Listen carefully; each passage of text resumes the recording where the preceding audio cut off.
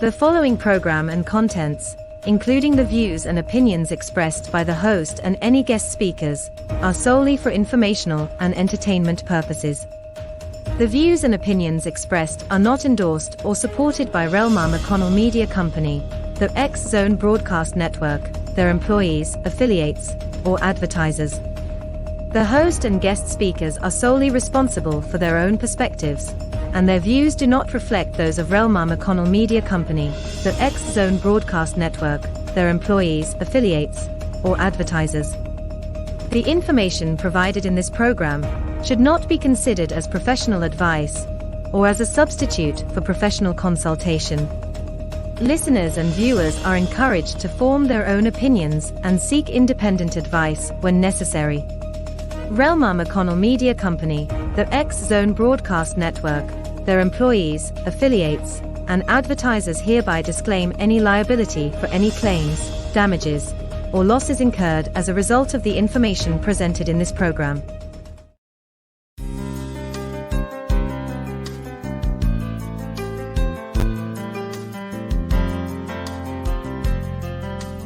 Welcome to Mission Evolution Radio Show with Gwilda Wiyaka, bringing together today's leading experts to uncover ever-deepening spiritual truths and the latest scientific developments in support of the evolution of humankind. For more information on Mission Evolution Radio with Gwilda Wiyaka, visit www.missionevolution.org. And now, here's the host of Mission Evolution, Miss Gwilda Wiyaka. Thanks for joining us. Mission Evolution Radio TV show is coming to you on the X Zone Broadcast Network and the X Zone TV channel, divisions of rel-mar Media Company, with studios and corporate offices in St. Catharines, Ontario, Canada. Today on Mission Evolution, we'll be discovering the effective states of consciousness. Could a deeper understanding of consciousness make us more effective in our lives? Is consciousness even a thing we have any hope of understanding? With us this hour to explore the topic is Bill Harvey. Bill is an author and media research industry leader that has foretold and shaped the future of media for over 35 years. His website, humaneffectivenessinstitute.org. Bill, thanks for joining us on Mission Evolution. Gwilda, thanks for having me. So let's start out with Bill. What was your original education in? What's your educational background? I have a philosophy degree. Philosophy, interesting. So and my minor was psychology. Okay, well, those kind of fit together, don't they? So how did you become interested in consciousness? I became interested almost from my first memory. I was fascinated by my mind and always using it, always thinking. Very much of an alone person most of my early life. Meditating without realizing that I was doing that, contemplating, concentrating, doing all kinds of things with my mind and trying to figure myself out. So that one step led to the next? Well, there was an important moment when I was about 5 years old. My parents, who were in show business, insisted that I had to perform on stage. They said I could abandon it as a career if I wanted, but as long as I was living in their household, they were performers, I was a performer, and I was going to get up there. So I hated the idea, but I did it. And I was about 4 years old when they first dropped that one on me. And after about a year of, I suspect, pretty lame robotic performances, I was starting to learn the act. And then this thing happened. All of a sudden, I was on stage. I wasn't scared. And I didn't have any concern for whether the audience loved me or hated me. And I was having fun. It was like playing. And then I realized I was still performing, but it was kind of doing itself. I didn't feel like I was performing. I felt like I was observing the Billy on stage, getting great laughs and applause for the first time.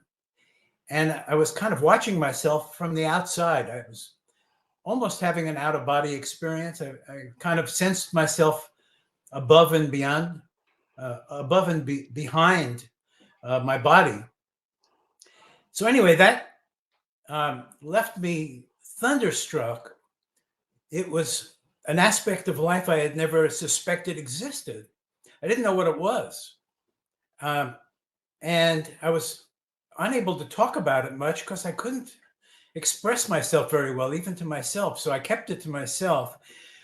But I became entranced by the idea of learning what that was and learning how to bring it on at will, if I ever could do that. So that accelerated my interest in my mind and consciousness.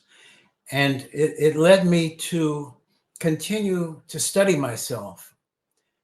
And as I studied myself, I discovered I was making an enormous number of mistakes every day.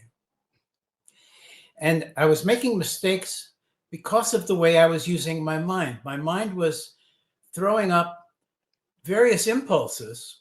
Do this. No, do that. No, do this other thing. And I was kind of randomly choosing which ones to follow.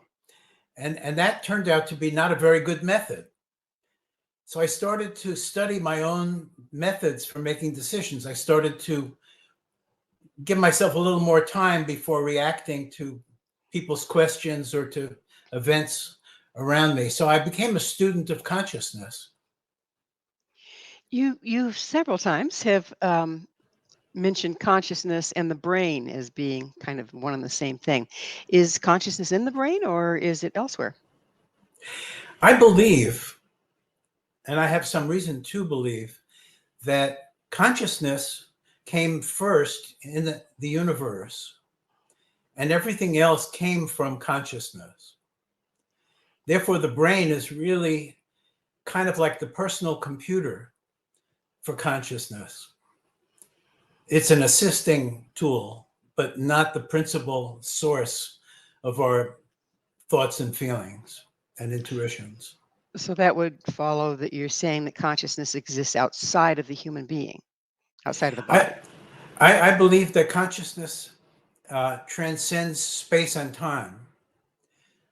That space and time are, the one consciousness has created space and time as part of the overall game that we call the universe.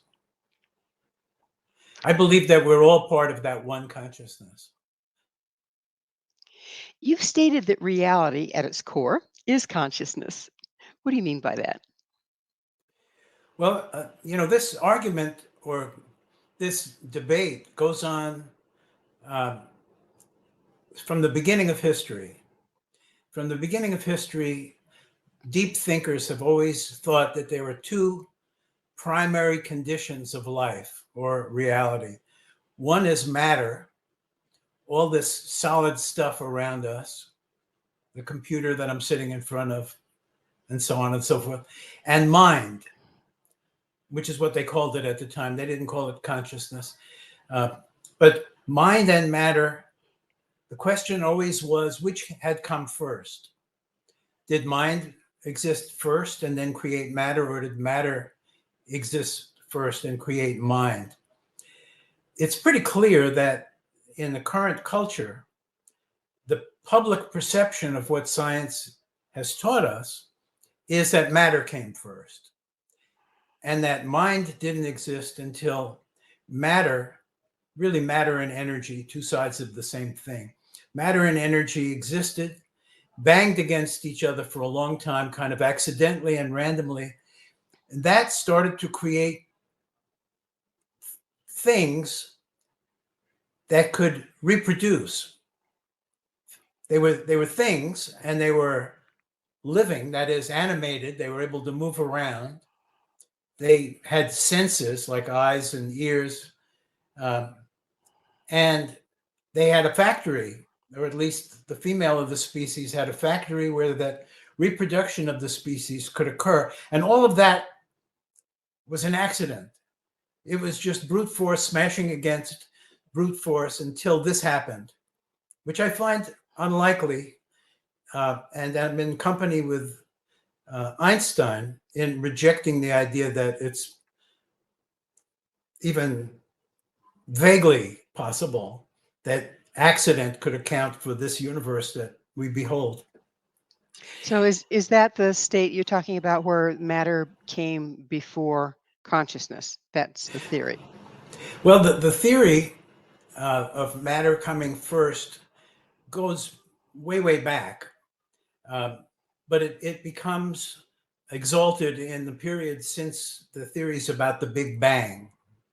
So in the last 100 years or so, the creation myth of our culture, so to speak, is that nothing existed before, and then there was this big explosion, and then here were these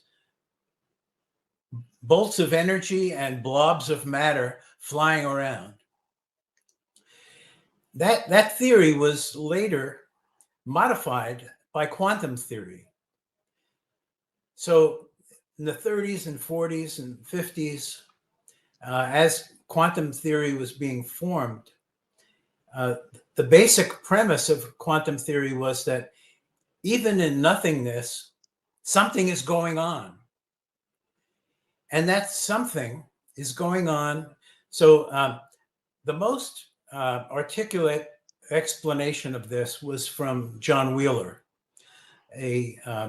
somebody who was very close to Einstein, worked with Einstein on atomic fission, and had been mentored by Niels Bohr and Gregory Bright and other well-known physicists before him. Anyway, Wheeler describes the situation prior to the Big Bang as what there was quantum foam. And the quantum foam gave rise to virtual particles that would appear and disappear. And then it was the quantum foam and the virtual particles that underwent a transformation that caused the Big Bang. Well, we're going to have to look into the Big Bang and the quantum field on the other side of a station break. Bill and I will return shortly, so don't go away. This is Mission Evolution, www.missionevolution.org.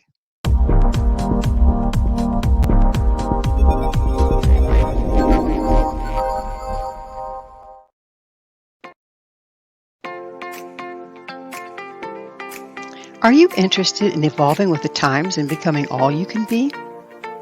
Don't you wish there was one place to find the latest information to help guide you through the process? I'm Gwilda Wiyaka, host of Mission Evolution Radio TV. Join me on my mission to find the latest evolutionary knowledge and tools. The guests on Mission Evolution are leading experts in a wide variety of divergent topics, including allopathic, holistic, and integrative medicine, epigenetics, enlightenment, quantum physics, meditative practices, environmental issues, spiritual evolution, trauma healing, and so much more. Mission Evolution Radio TV is aired worldwide through the X-Zone Broadcast Network, X-Zone TV Channel 32 on Simul TV.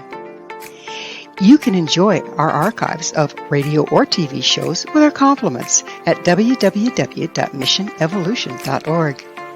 Come see the amazing lineup of guests and topics. With more than 200 episodes to choose from, you're sure to find what you're looking for. Visit www.missionevolution.org.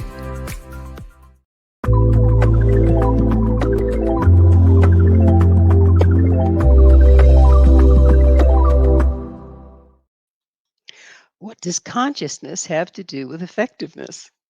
With us this hour, discussing this very topic, is author Bill Harvey. His website, humaneffectivenessinstitute.org. Bill, we were talking about quantum foam and discussing whether or not consciousness came first, the chicken and the egg thing, or matter came first. And to shorten a little bit, am I to assume that you buy the second that consciousness came before matter? I do. But let me explain why I think this is not in stark disagreement with physics, quantum physics and relativity, the most advanced thinking that we have. Wheeler discusses the vital role that consciousness plays in creating the universe of matter and energy as we experience it. What he describes is that prior to consciousness, matter and energy existed only as probability waves, not as the concrete trees and stones and bridges and things that we see around us. That it required consciousness to interact with the probability waves. And by doing so, it caused the waves to freeze into the position that they were experienced as being in by consciousness. Thus, matter. Matter came from consciousness. However, he believed that in its primordial form as probability, as virtual particles, it came before consciousness. The way I resolve that is by suggesting that the quantum foam itself was consciousness, is consciousness.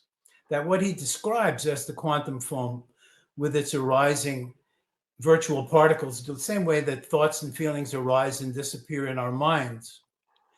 Quantum foam, from its description by Wheeler, sounds very much like consciousness to me. Well, let's bring this down to the pavement. How do our identities and perceptions of self impact consciousness? Well, they're intrinsic to it. The question is, what is consciousness? This definition of consciousness question is arising right now because of artificial intelligence. Many people, including sophisticated people who created some AIs, are wondering whether those AIs are conscious. And I don't believe that they are, because my definition of consciousness excludes that possibility. My definition is consciousness is that which experiences, which has subjective experiences. If a thing doesn't have subjective experiences, it's not conscious. Do you feel that at some point AI might advance to the point that it is capable of consciousness? Well, I think that it would take a long, long time to do it, and it would require some of the good ideas that some AI people are having right now, like the idea of having what they call a workspace in the computer, which they are trying to simulate a self by having that workspace. So you can have recurring investigation of the same thing persistently over time. So they're trying to take characteristics of consciousness and mimic them as best they can with computers. So how can we take this all these high thoughts and bring them down and to be more effective individuals? How does this serve the average individual, all this knowledge? I think that there are two major steps. One is leaving aside physics and everything we've just been talking about, leaving that aside for a moment. We all do have our own consciousness. Our own consciousness is the most valuable thing we have. It's life itself. Without our consciousness, maybe we'd be in a coma and still alive, but we wouldn't know it. We couldn't experience it. We wouldn't have any fun. That's not a desirable state. So we have our consciousness. It's our major resource. The question is, how do we use it most effectively to get the things that we are really inspired by, the things I that would deeply back up motivate a us? little bit to something you said about being in a coma. There's been reports of people that are in a coma, but they're really quite conscious of what's going on in the room around them. How does that align with what you were saying there? I probably have to correct myself.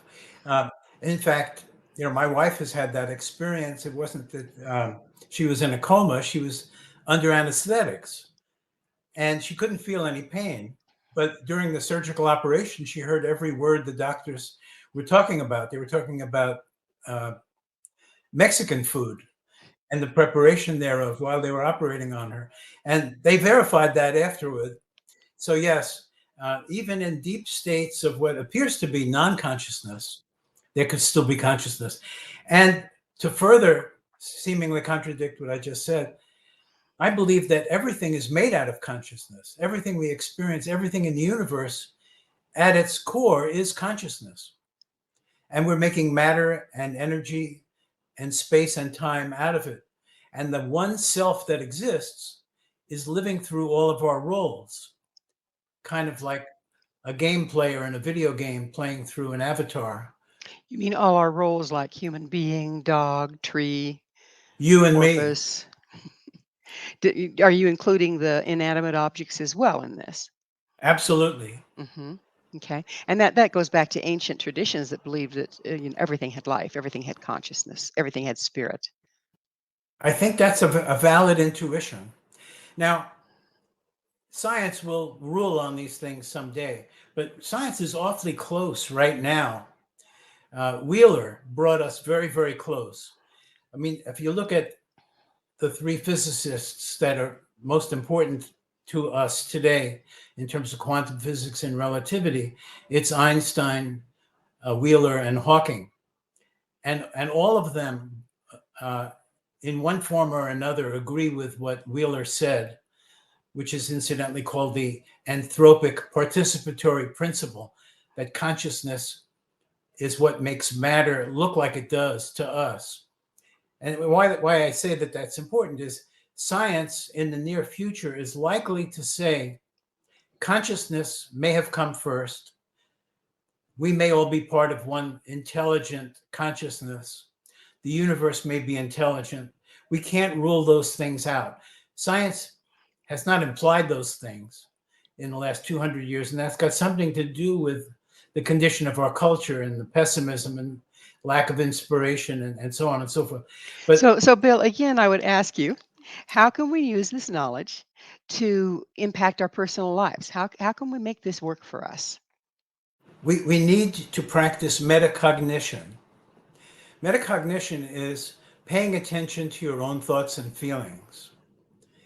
Right now, most of our attention is deployed externally to objects around us. And we are currently, as a culture, highly distracted. I mean, look at all of the media usage, multiple devices at the same time Well, a during lot every of our waking moment. attention is for sure focused outward. What's the purpose of focusing inward? Focusing inward allows us to understand where our different ideas, feelings, and impulses are coming from. We'll be able to, if we do that correctly, we'll be able to see there's a hunch I'm having.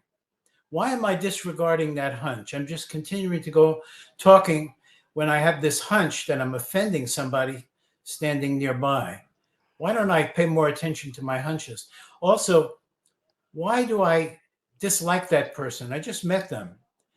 I don't understand why I dislike them. Oh, they remind me of somebody else. Oh, I got it. I have to neuter that this feeling of not liking that person because it's irrational. Or where did I get this desire that I'm now acting out? Was it really my desire, or is this conditioning? Is this Are you something? talking about being conscious of our consciousness? Exactly. Well said. The guy who invented the term metacognition did that 3 years after I wrote my book, Mind Magic. I didn't know I was writing a book, a manual to teach people to do metacognition until 3 years later when John H. Flavel created the word metacognition, and it suddenly triggered in my mind, oh my gosh, that's what I've been doing all my life. So what's the result of metacognition? What can we hope to gain from it? More effectiveness, better performance at jobs, better performance in life, more emotional intelligence, a greater ability to understand other people, being a Does better communicator. does this come from the sorting process of what is coming from me and what is old patterning? Yes. Yeah, that's part of it. But once you start paying attention to your own inner world, you'll also find some things that are uplifting. You find that you have courage. You find that you have love. You find that you haven't been expressing your love or your courage because of something else that's twisted it. You learn that you've been using bad strategies and tactics, and your work or in your fun time. You find If out you all were to kinds of things. if you were to have to guess, what percentage of us, if we don't do any of this metacognition, what percentage of us is just knee-jerk reaction and not really coming from a place of conscious intent? Over 90%. So we're just kind of staggering around repeating our ancestors' mistakes? I think it's even worse. I think we're making bigger mistakes than our ancestors had the power to make. We've invented all these great things, but some of them are weapons and very destructive ones. Well, it doesn't take the weapons to be destructive, does it? No, it's the people. It all comes back to the people, which is why it's so important for our mission is to evolve. Now, when I say 90%, that isn't just my own thinking.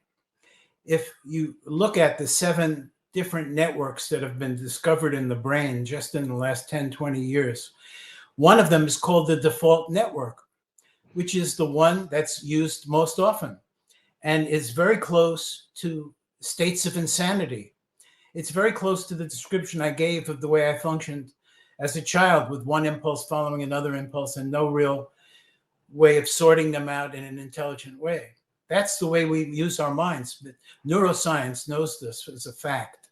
And metacognition brings on a different network. And the different network is called the executive control network.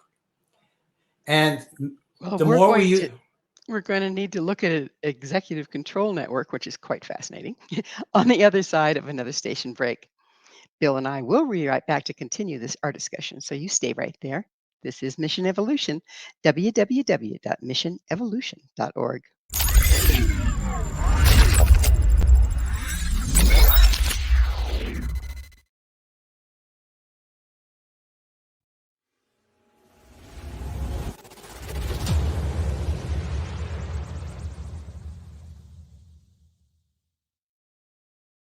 So I was watching the X Zone TV channel last night when I was abducted by aliens, and they kept repeating to me over and over again, simultv.com, simultv.com. What's simultv.com? That's what I asked them. They had it written on the side of their UFO. How do you spell that? UFO. No, I mean simultv.com. simultv.com. simultv.com. Right. simultv.com. Interesting that you were abducted by aliens in a simultv.com UFO last night. Oh, yeah? Yeah. Now that you mention it, I remember now last night I was awakened from a deep sleep. My great-grandmother was standing there. She said she come from the hereafter to tell me about simultv.com. She even spelled it out for me. simultv.com, sonny boy. simultv.com. simultv.com, sonny boy. Wow. Yeah. Guys, you'll never guess what my psychic guru just told me. simultv.com. Exactly. Are you guys psychic too? Of course. We all know about simultv.com. simultv.com.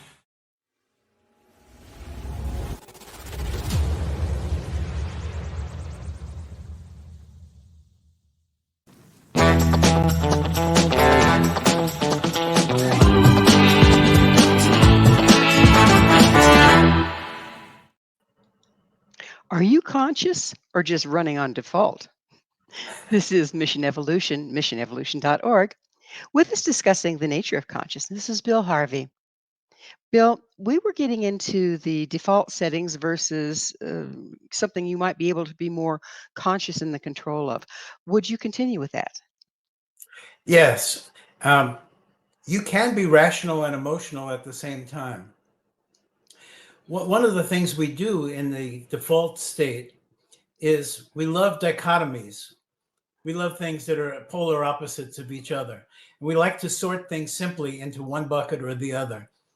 However, when we're being more rational about it, we understand that most things are on a gray scale. So you can be along a continuum. And you can also combine opposites and you can create new things. And all of that creativity requires us to pay attention, to be able to control our attention. You know, you look at all the ADD, ADHD, all of the things plaguing these are on the upsurge. The medical cases on record, when you go back a certain distance, we didn't know about those things. I think we're adding to it. We're adding to it with this short attention span, dopamine driven media system where we're just trying to keep people's attention as long as possible. And we've That's learned that keeping, like you were speaking, that's keeping the attention outward versus giving a person an opportunity to move inward and reevaluate. exactly. Okay. So it looks like we're compounding the problem, yes? We are definitely compounding the problem.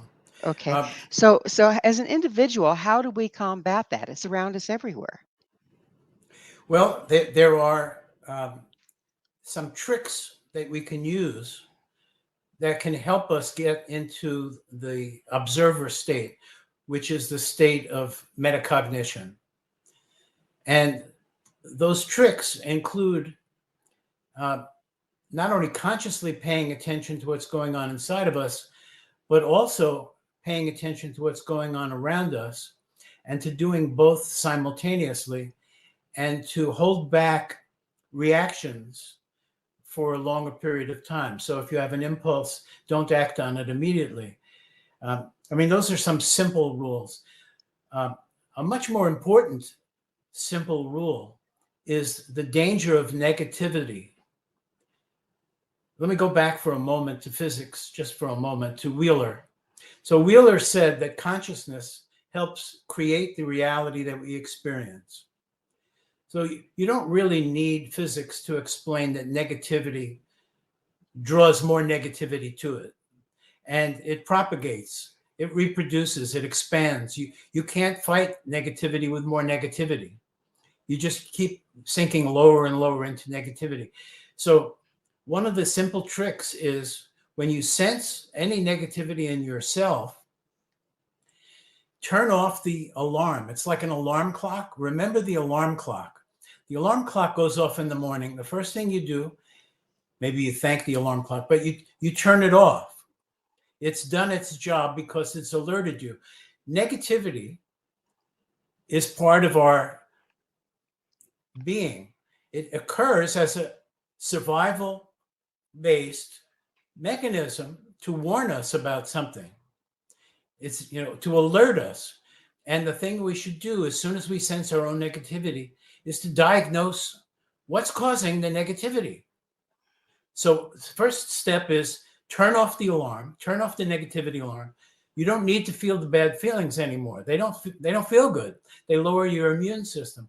Turn off the alarm, diagnose what makes you feel negative right now, and solve the problem. Think about how to solve the problem. Move out of the problem definition stage. Negativity is a sign that you're just wallowing in the problem negativity stage. Turn off the alarm, diagnose the problem, solve it. Those are the Okay, only so things to do. let's take the other side of that coin. Just to be the devil's advocate. What about if we follow positivity until the point that we're also polarized in the other direction and we become airy-fairy and ungrounded? That's damaging, but it's not as damaging as negativity. There's definitely, in the case of positivity, you can take it too far. And what you want is a balance, a rational balance. How do you know when you're taking positivity too far?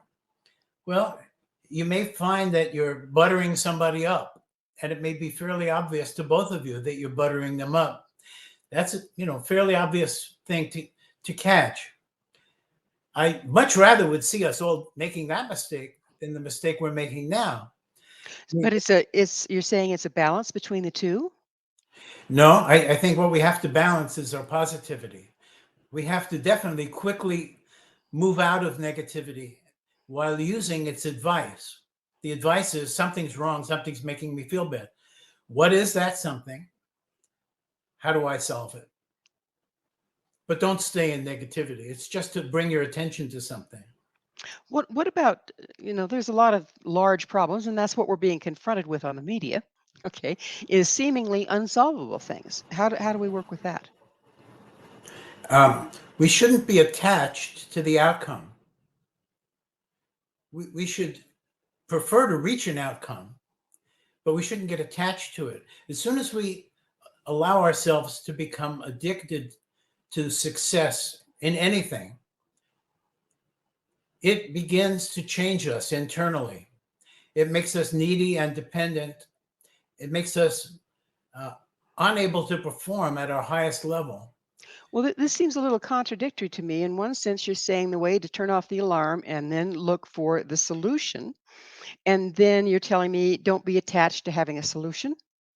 Don't be attached to having it work. Don't be attached to, especially don't be attached to having it work quickly. But then doesn't that throw you right back into negativity? It does if you don't have the rigor of your own self-discipline.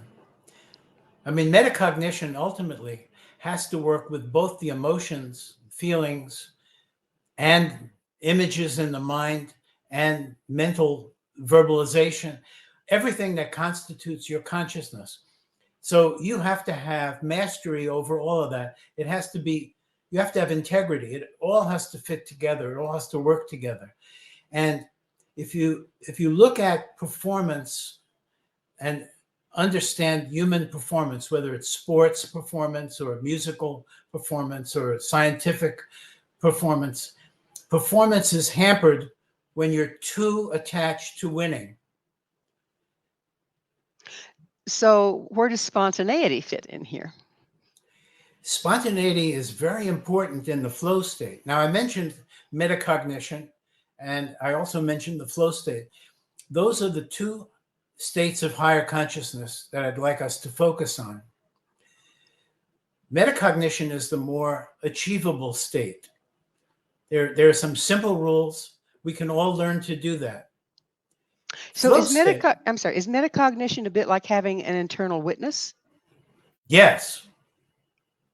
That's why So I there's call an it the adult, observer. there's an adult present kind of thing. Absolutely. Okay. Absolutely.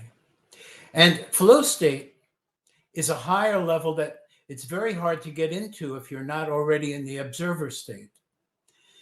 If you're working off the default network, suddenly plunging into flow state is unlikely to occur. But if you're in the observer state, it's much more likely to occur. Flow state is when your talents and gifts and skill sets are well balanced with the challenges you currently face, and you can actually enjoy engaging in some form of activity that isn't so easy that it's boring. It's demanding your best performance, but you're enjoying it. You don't care about the outcome, winning or losing. You just care about doing this thing that you're having so much fun doing. And that's when you give your best performance. So is the default state more reactive and the flow state more proactive? Both the flow state and metacognition, the observer state, both of them are more proactive because you're actually drawing upon your own free will rather than on conditioning by other people or institutions or culture or whatever. You are bringing out yourself. Whereas in the default state, you're not even thinking about that. You're not thinking about anything very much. It's kind of free association. It's random chatter. It's a free association. You're jumping from one thought to another feeling. It doesn't really matter to you. You go in and out of daydreams, then you start to worry about something. That's the default state. It's very unguided and unproductive. Well, what motivates so many of us to be stuck there? Well, I think it's simply we're not aware of the options. I mean, we're not taught in school that there are levels of consciousness. Should that be fairly organic rather than having to learn a method to access consciousness? Shouldn't that be just kind of a natural state? I think maybe it was a long, long time ago.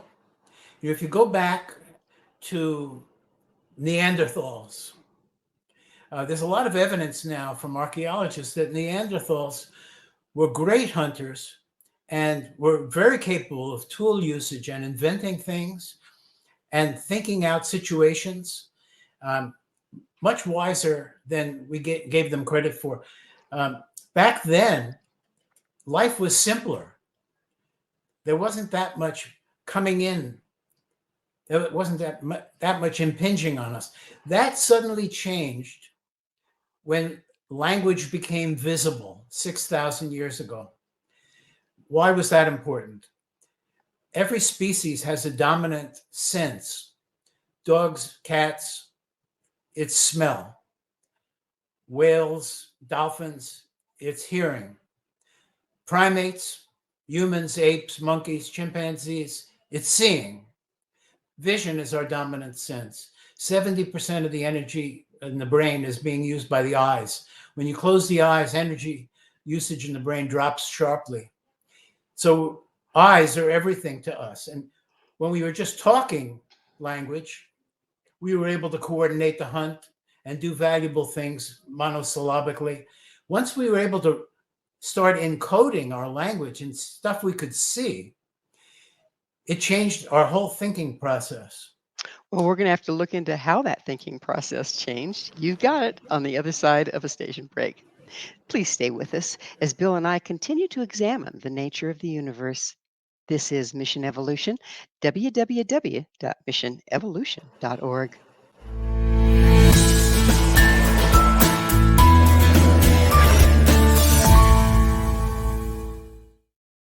Do you have a product or service you'd like to promote to a worldwide audience? Imagine your product featured on Mission Evolution Radio TV. If you're interested in showcasing your work, Mission Evolution is broadcast to the X-Zone TV Channel 32 Simul-TV on the X-Zone Broadcast Network, YouTube, iTunes, iHeartRadio, Amazon Music, Audible, and many other audio and social media platforms. Our professional studios can produce and broadcast your custom high-quality ad. It will be permanently embedded in each episode and featured in the archives for years to come. Together, we can make it happen. Contact us at info@missionevolution.org for more details. Spaces are limited, so don't miss out on this great opportunity. Email info@missionevolution.org today.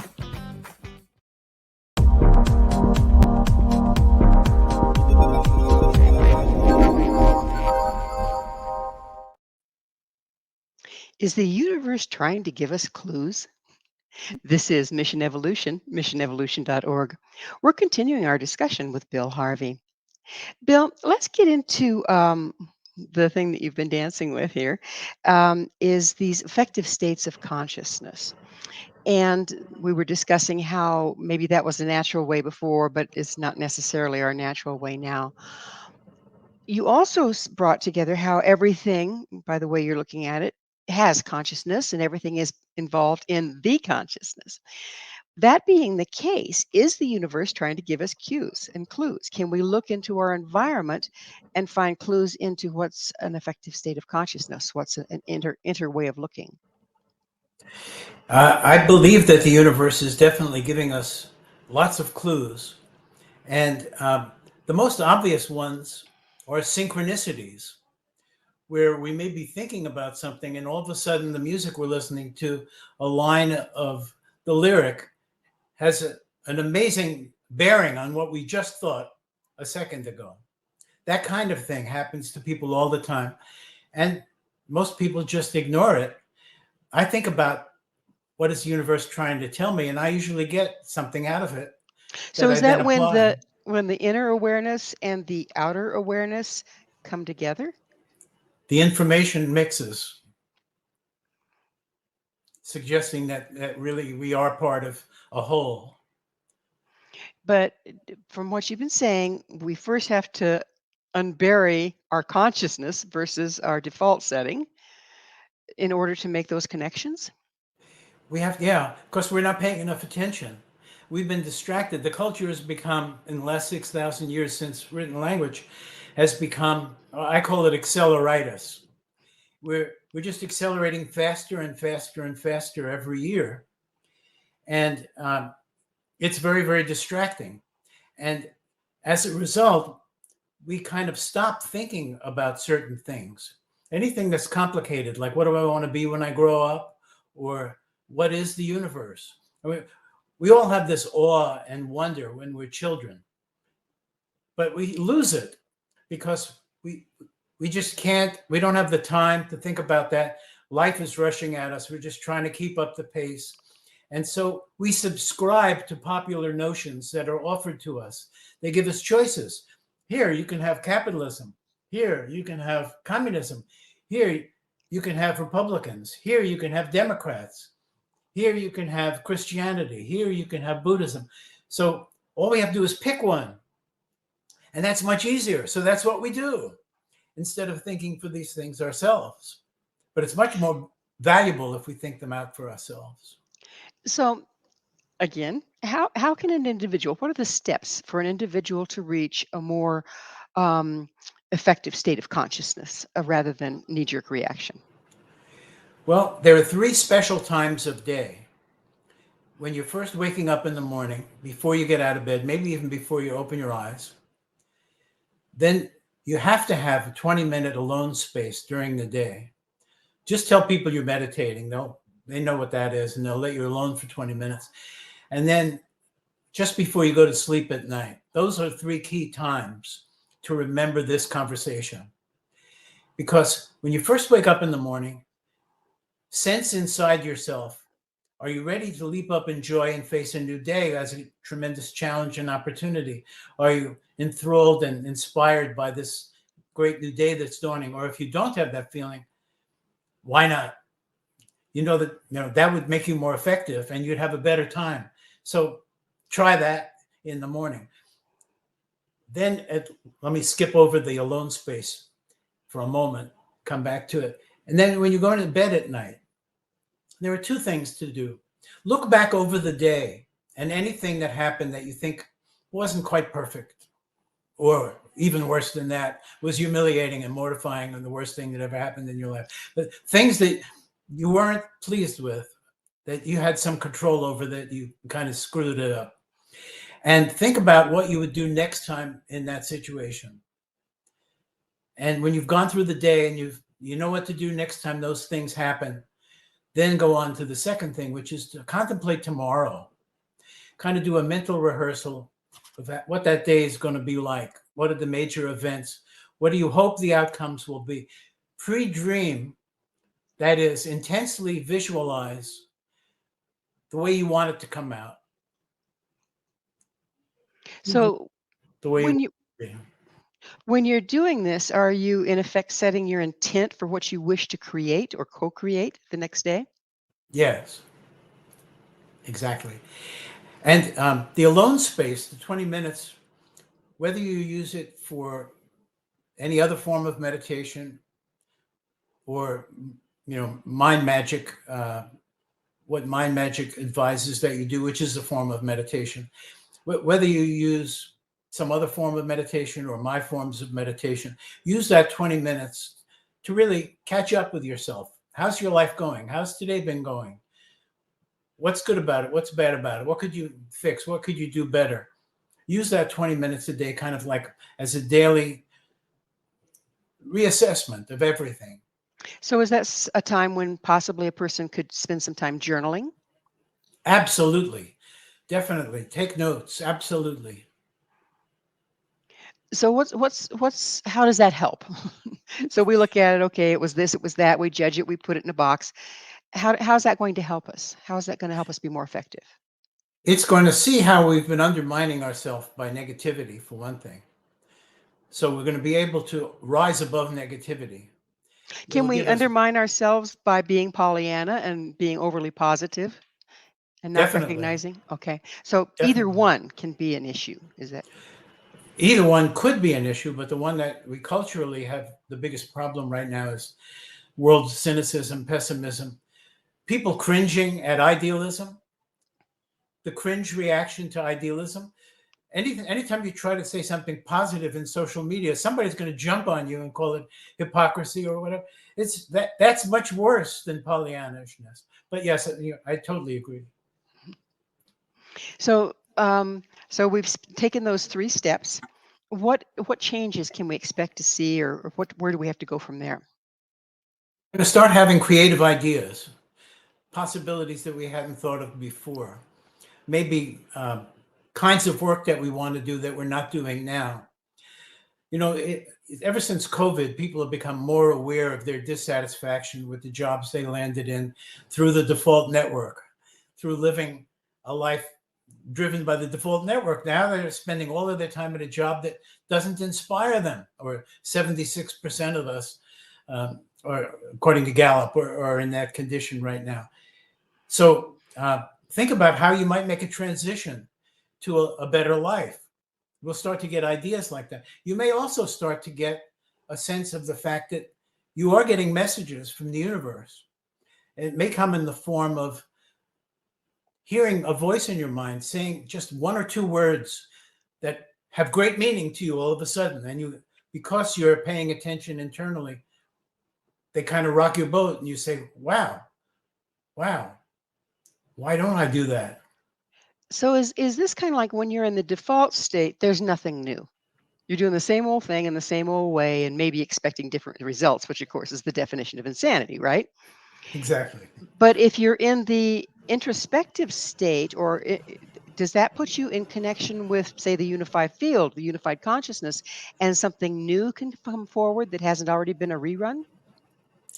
I think that's definitely part of it. No question about it. There are the word inspiration. It's received knowledge. And even the word Kabbalah means received knowledge. So the ancients knew about received knowledge. Every religion that was formed by the originator receiving knowledge by inspiration.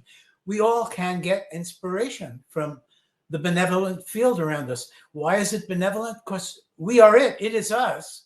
Why wouldn't it be benevolent? Well, Bill, it's time in the show when I have to ask you, what's your mission? My mission is to get people into higher states of consciousness and to stop rejecting the possibility of God. So the possibility of God, how do you have to define that? I define it as the intelligent universe, which is a single consciousness. So the big one. So the big consciousness. Yes. Interesting. What's your vision for the future if we all start becoming more proactive and coming from a place of consciousness versus the knee-jerk reaction? Well, once we accept that, I mean, here's my preferred scenario for the future. Science comes out and says, we were wrong. We implied that we have proven that there is no God. There could be something like that. The universe could have intelligence. This could all have come about from that. We could all be a part of that. We can't reject that as a possibility. Then, given the permission by science, the culture would change to one in which we're always thinking about, well, I better cover both possibilities. There could either be God or could they not God. But just in case there is God, let me make sure that my actions would work in that universe, work well in that universe, as well as in the universe where there is no God. Let me cover my bets. That right away would lead to better behavior and a reduction in negativity and more caring about other people. What about creativity? I mean, we've got a lot of things that need solutions now. Do you see this new state of being is providing more of that? Flow state manifests as three new motivations. Creativity is the first one. It's the first stage of higher consciousness, is when we move. Actually, right below that stage is a stage where we experience true love. And true love is really the on-ramp. But then creativity, self-knowledge, and then self-transcendence, meaning it's not all about me. Wouldn't that be nice if people could start to see that, right? Yes. Well, we're just about the close of this entire program. This segment is it's been wonderful having you, but unfortunately we are out of time. Would thank you so much for coming on the show. And my pleasure. Thank you so much. Our guest this hour has been Bill Harvey, the author of 6 books, including his latest, A Theory of Everything, including Consciousness and God. To find out more about Bill, where you can find his books and the Human Effectiveness Institute, visit humaneffectiveinstitute.org. This has been Mission Evolution with Gwilda Wiyaka. For more information or to enjoy past archived episodes, visit www.missionevolution.org. But most importantly, please be sure to join us right here next time, as this mission will continue, bringing information, resources, and support to our evolving world.